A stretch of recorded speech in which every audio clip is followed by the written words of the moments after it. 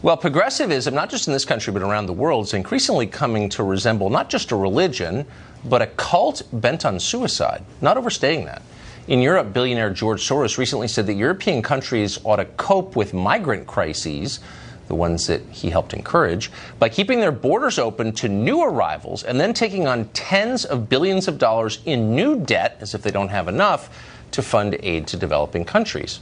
Meanwhile, in Oakland, California, the First Congregational Church is urging its members not to call the police ever, no matter what the problem is, for the stated purpose of protecting non-whites in the congregation from police violence.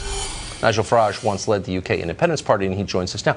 Nigel, thanks for coming on. I wanted to ask you about this because you have an international perspective, and I don't think these trends are just American. I mean, I think these impulses are sort of shared by a lot of the people in charge of the world, the West. Yeah.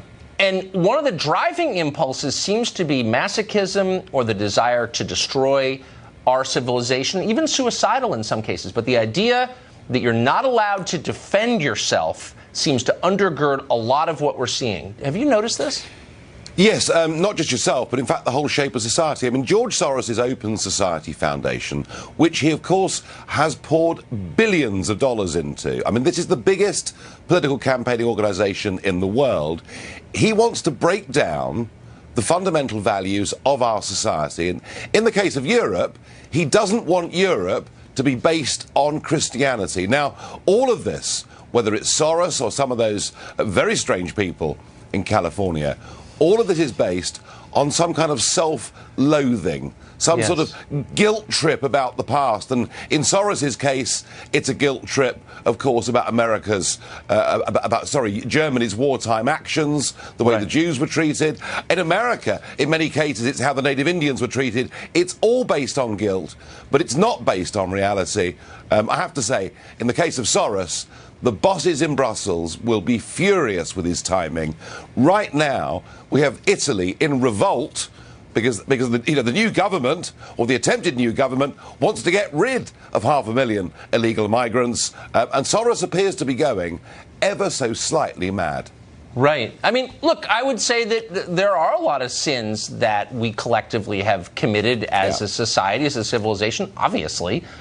But I sort of wonder, can we continue if those sins so shake our faith in ourselves that we refuse to defend ourselves? I mean, the church in Oakland that we described in the intro is encouraging its members not to call police even when they feel they need the police. I mean, if that's not a suicidal impulse, what is it? Oh, no, I mean, look, there are many European cities now where the total failure of our political class to defend our Judeo-Christian culture, which actually underpins our whole society, is in many ways what's opened the doors to Islamic extremism. So we are engaged in some very, very dangerous policies here. The good news, though, is that voters are rebelling. Brexit, Trump, the recent Italian elections, the victory of Viktor Orban in Hungary, whatever these people say, ordinary people, real people, those that pay their taxes, obey the law, and go to work, they want none of this. I wonder why the Eastern Europeans don't seem quite as guilty as the West. Is it because they suffered for so long under the Soviets? Oh, look, they suffered in many cases under Nazism and, of course, under the Soviets. It's not until 1990, Tucker, that these countries were actually free Western democracies. And they do.